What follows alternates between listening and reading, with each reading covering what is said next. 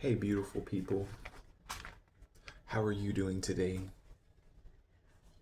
I came to read you a story I've been working on. Well, here's pretty much the beats and plot points that I've been getting at. I've had a realization.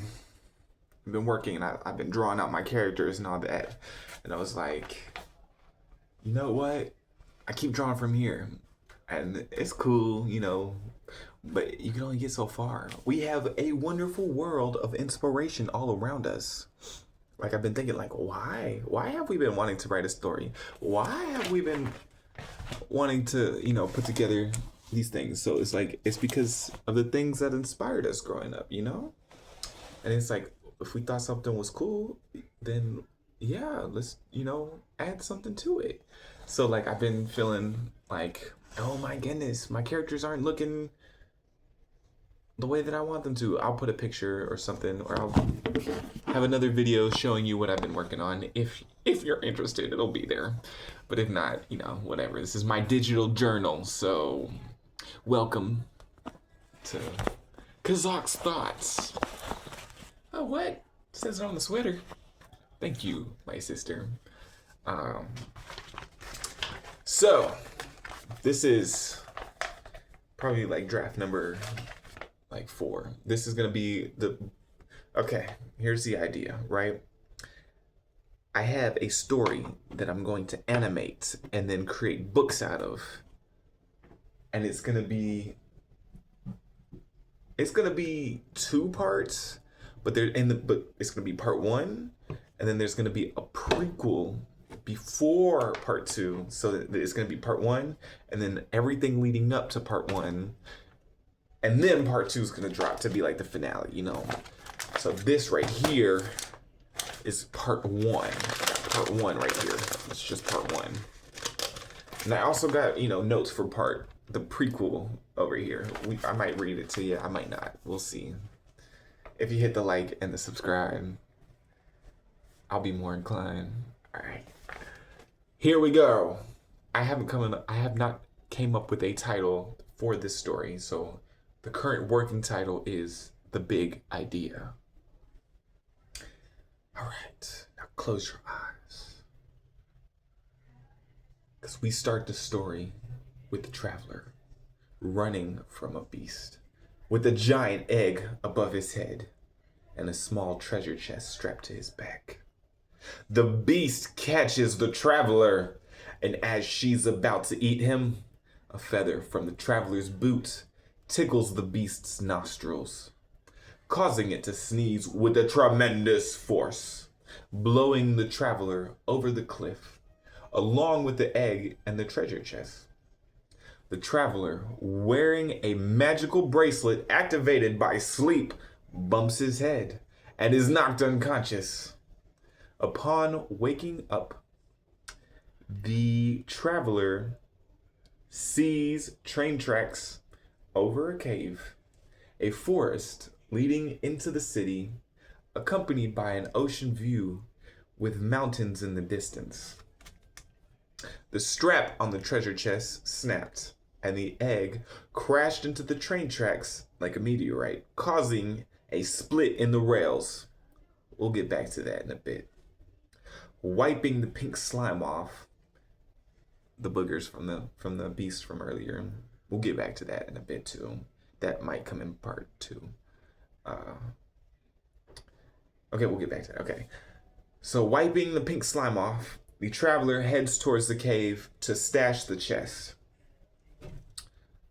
Walking away from the havoc, in the distance, 3 clowns holding an ancient journal spots the traveler with the chest, heading into the cave. They proceed to follow, leaving a bit of space as not to be seen. The traveler hides the chest and makes his way out of the cave, heading towards the city. As the traveler passes through the forest, Jim is heading in to test out his prototype. These are all working names. Really, in the book and all that, they're not gonna have any names because I want it to be very like there's gonna be like multiple stories taking place, and it's through the visuals and through the sounds and through because I like to edit, so this is a very big editing project. And it's gonna be like multi layers, so it's gonna be one of those things that you're gonna have to rewatch multiple times in order to get all the clues. Because I feel like there's so many ways. Like there's like a linear story, which is what I'm reading. I'm reading the linear story, but there's gonna be like newspapers and stuff that you're gonna have to read in order to pick up on information that's gonna come back later. So it's gonna be like foreshadowed. Like I told you, this is a big idea right here. All right, all right. Where were we? So he walks away from the havoc. In the distance, the clown's holding up an ancient journal, spots a traveler. So they follow the traveler as not to be seen, and then so he's heading into the city because he just walked through the cave and he like stashed away the chest. And Jim is so like he's walking, passing through the forest, and Jim is walking into the forest because he's about to test out his prototype. Like I said, working names, because these are all stories. This is like a bunch of stories that I wrote back in the day that I kind of just like blended together, and the story was called Jim Found a Gem. Okay, so we'll get to that. Okay, so hey, Jim is headed to test out his prototype. They nod to each other and keep on moving along their ways. We cut to Noelle on a train checking her messages. A message from her dad saying, "Have a safe, fun trip." Right as she's about to respond, the trains hit the broken part of the tracks, causing the whole train to derail. Oh my goodness. So she was on her way and she was about to text back her dad like, "Thank you, I love you." But guess what? The train tracks were broken due to the egg crashing in. We'll get back to that. So boom, the train's everywhere, right? Because it just got derailed off the tracks. What the heck? And so she's like, what's going on? And she hears a whisper. Like before she even has time to like really like, what happened here? So she hears a whisper, and it's coming from the cave, and it's calling to her. So curious, because she's like, I'm just, passing through. And this thing, I hear this sound over here. She proceeds. Okay, wait. So, sorry. She hears a whisper calling to her, and so she heads towards it. Okay, so she's like in the cave now, and the clowns are in there. So, where's she at? Noelle sees the clowns, and they're like arguing with each other, trying to figure out like what's going on, trying to figure out where this treasure chest is that they just saw this dude stash, but they didn't see him stash it away because, they were a bit of ways, and so like they're still looking. So she just sneaks past them and continues on to where the whisper was calling. And it leads her to a mystical tree growing deep in the cave. Intrigued, she shakes the tree, and the treasure chest falls out of the branches. The chest breaks open, and upon hitting the ground with a loud echoing thud,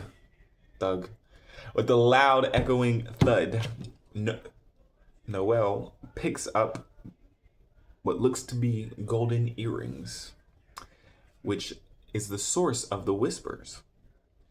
So like she's like looking at them, and as she examines the ancient craftsmanship, the clowns heard this thud and came up behind her, and they're like, "Hey, that's ours." And Noelle looks at them and is like, okay, and begins to run because she could feel like, there's something off with them folks. So she just, so she takes off on the clowns, and the clowns now gather around the treasure, and they're more concerned with what they found. So Noelle runs out of the caves And she passes Jim because, Jim's still sitting there tinkering with his prototype. And as she saw Jim, she's screaming. She's like, there's demons in that cave. And she's just screaming and running. And so, like, Jim acknowledges the peculiar people in the forest today. It's a little more busy than it usually is. He's here living in the city, and there's all these strange people coming out this weird cave. What's going on? He's just trying to make sure his experiment works, So he goes, oh, okay, that's interesting. And he just continues on his prototype. And once complete, Jim straps on the prototype to his hand. He puts it on. It's morphing time. Just kidding. Okay, so he puts on his prototype and he presses a button, which he presses a button and he just goes, ding. He presses the button and he lifts his hand and he begins to levitate. Jim then clenches his fist and accelerates higher into the clouds. Jim sees the train now. He's like, whoa. Because he's now flying. He's like, whoa, I can see it all now. So he sees the train. But along with the train, he sees a pink glow. He's like, oh, that's interesting. So he heads towards the commotion. He's like, okay, let's go explore. Let's explore what's happening over here. And so he does. So he flies, he goes, and he starts to fly. So Jim lands near the pink goo and reaches out to it. The pink goo also reaches back and absorbs his left arm and fuses with the prototype, crystallizing in the process. In an instant of panic, Jim throws his arm and he begins to soar into the sky because, again, it's activated by movement. So when he goes, oh, what's that? He now is back flying. Yeah. So he throws his hand and he begins to soar into the sky, attempting to wipe off the now solidified gem. Remember, Jim found the gem. So Jim, where are we at? Solidified around his arm.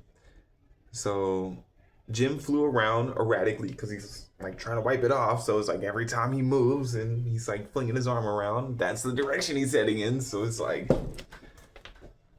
it gets kind of erratic, as it says on the page right here.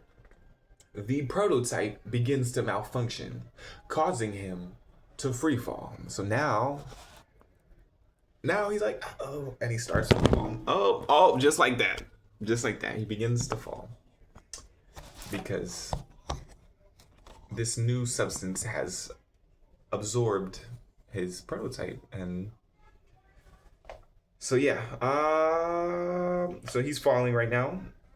And right before Jim impacts the ground, a pink crystallized structure forms a bubble around him, protecting his body from the impact. Jim lands back in the forest and sits up. So, like, he just, boom, he crashes. But he was protected by a violet pink bubble, And so, like, upon, like, this impact, he just, whoa, okay. How are we still alive? Like, how did that just happen? So, yeah, he's sitting there. He's wondering how he's still alive. Jim looks at his arm, and his prototype reboots with a new surge of glowing pink energy. We cut back to Noelle, who is running through the city.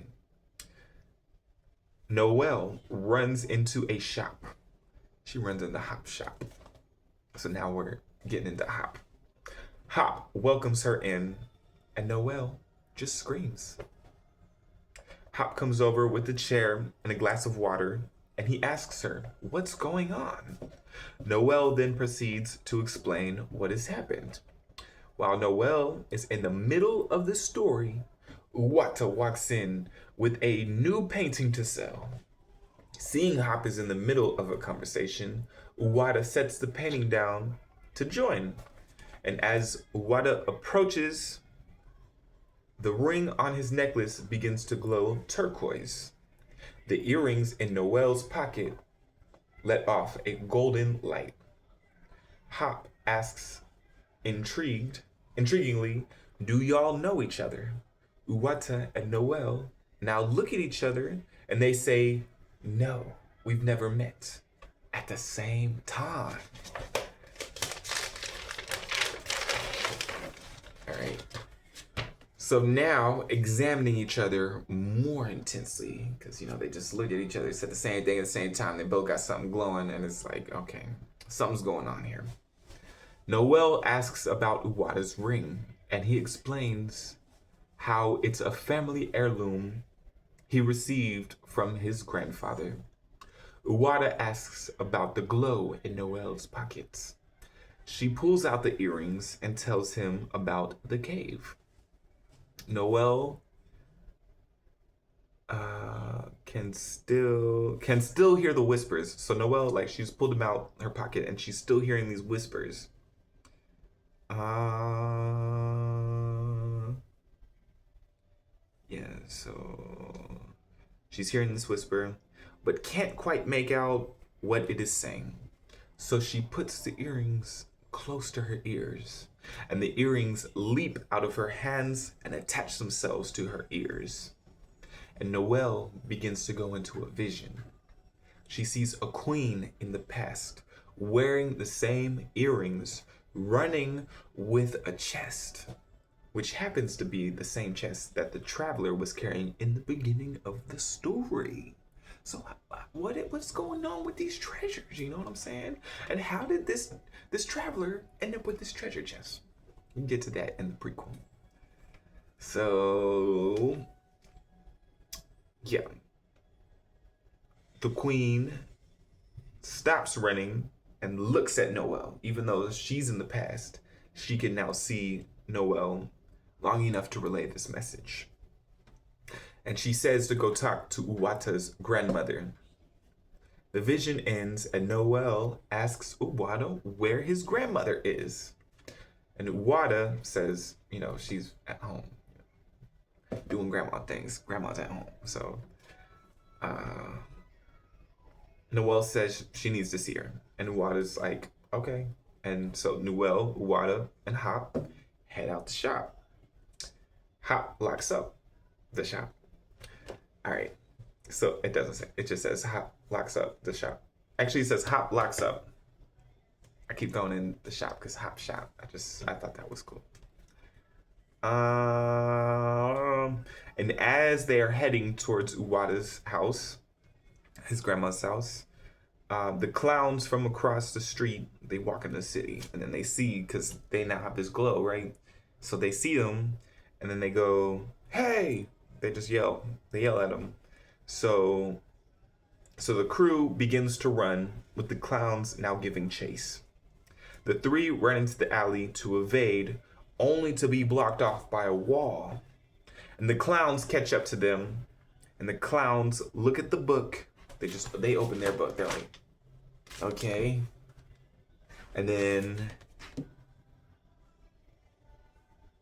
they look back at Uwata, because they see that ring that he's got, and they recognize it because it's in their little journal. They got notes on all this because, again, these are all treasures that came from the past.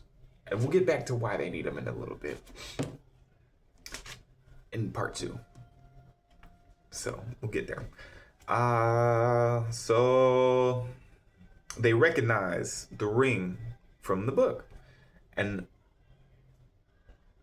okay, yeah. So like they see that and they're like, oh, okay, I see that. I see you. And then so Hop grabs a broom from the alley and runs at the clowns, only to be knocked down by the brute clown, because there's 3 clowns. So Hop's, he grabbed himself a broom and he's like, ah! And he went to go swing, and then the clown goes, what? Boom, bing. And so Hop's kind of out of there right now. Uwata runs at the clowns and punches the ringleader, bop, in the face. The brute clown grabs him by the neck, because now he saw his dude get hit, so he's like, come here. And so Now he's pretty much captured. So he grabs him by the neck. The ringleader clown, rubbing his cheek, commands that the brute clown, he commands him to snatch Uwata's necklace, which he does. The third clown asks if she can blow up Noelle. The ringleader says to wait until they've got the earrings first. The ringleader takes a step closer, and out of instinct, Noelle throws up her arms, and 6 giant energy feathers appear. She grabs 2 as swords and sends the other 4 as projectiles towards the clowns. The 2 clowns get behind the ringleader, who is impaled by the feathers. Noelle splits the clown open. A moment passes, and the ringleader begins to heal with a purple glow emanating from under his hat. He laughs and says to Noelle, "You will never be able to kill him." Okay, and as he lifts up his hat and reveals a crown that's under his hat. So, yeah, the ringleader commands his cronies to get Noelle. A red glow emanates from the brute's right wrist, and he charges Noelle. Noelle dodges the brute, who smashes into the wall behind her, revealing who? Jim, who is now back in his workshop, just trying to, figure out what's going on with his arm. He said, okay, so I went out there to go test my prototype, and they have new questions, so he's in there, and now his shop just got busted into, and so the excitable clown, which is the lady clown, emanates an orange glow from a stone pin she pulls out of her pocket. And with this pin, she summons fire from her hands and throws the flames towards Noelle, totally missing and setting Jim's workshop on fire. He was just minding his business, and now fireballs are being thrown at him. Okay. So Jim runs over to Noelle, protesting the commotion. He's like, "What's going on here? What are y'all doing? Come on. I'm trying to get work done over here, and y'all are messing up my shop. Come on now." So Jim now joins the fight. First, blocking more fireballs with the crystalline bubble that forms again, because, you okay? You okay, mama? So,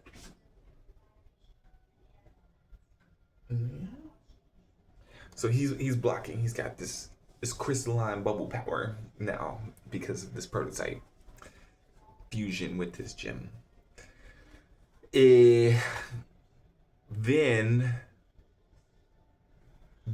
turning the bubbles into shard projectiles. So it's a bubble. Again, it's very visual because it's an anime. It's gonna be an animation. I'm gonna animate all this. So I just thought this would look cool. It's gonna be a bubble that turns into shards, and then he flings them at the clowns. The fire clown ducks behind the ringleader, who takes the brunt of the force. The brute clown stands up and runs over to his posse, because remember he just bumped his head trying to get at Noelle, because so he was standing back there, and now he runs over to join his group. And the pink projectiles stay in the ringleader, because you remember when he got split with the feathers, he was able to heal from that. So now this new pink substance has impaled him, and it's all over, little shards all over. And the ringleader, and it also burns. So whatever this substance is now burning him, and he thought he would be able to heal, but he wasn't able to heal until he pulled the shards out, and then he was able to heal. But as long as they stayed stuck in him, then he's like, ugh. it hurts, it's burning. So he's now caught off guard because he thought he could just heal, you know? So this causes him to panic. With a few dozen of these shards still embedded, he commands the clowns to retreat. And the clowns run off. So they run off, and Hop begins to wake up. And Noel runs over to Uwata to help him up. Noel thanks Jim and compliments his skills while staring at his arm because he's got this, he's got the structure going, Very intriguing what's going on here. So Jim recognizes Noel from earlier and reclaims, like, hey, you weren't kidding. You said, So yeah. Referring to the conversation in passing earlier, Jim further inquires about the situation, wondering, like, what's going on? Like, what was all that? Noel says they've got to get to Uwata's grandma's house. Asking if he wants to tag along, Jim looks at his workshop and then back at them because it's burnt up. Like, there's really nothing left there for him. So he's like, might as well, So he does. He joins them.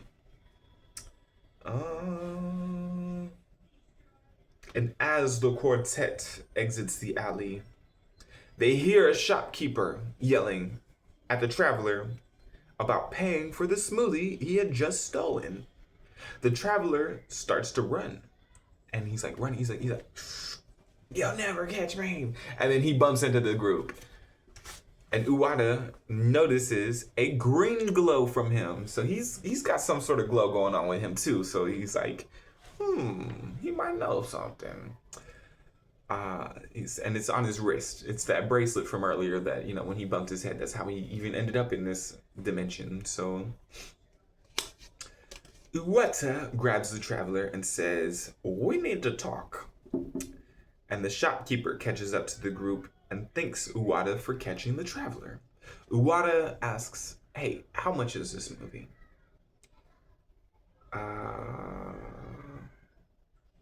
And then he just pays for it. He's like, here you go. And now the shopkeeper is just like, okay, I got my money. Bye. See ya. He was good. He walks off. But now Uwata's like, he's looking at the traveler. He sees the bracelet glowing. He's missing his ring, which was a family heirloom. And then Noelle's pockets still glow. Well, it's her ears are now glowing. So Uwata tells the traveler he owes him now and tells him to walk with the group. The traveler saw Noelle's earrings glowing gold. And then when he looks at his wrist, he noticed it glowing green, which it hadn't done since all the treasures were together. Now more inclined to walk with the journey, the traveler sips on his smoothie, refueling for the adventure ahead. And that's part 1. That's what we got so far.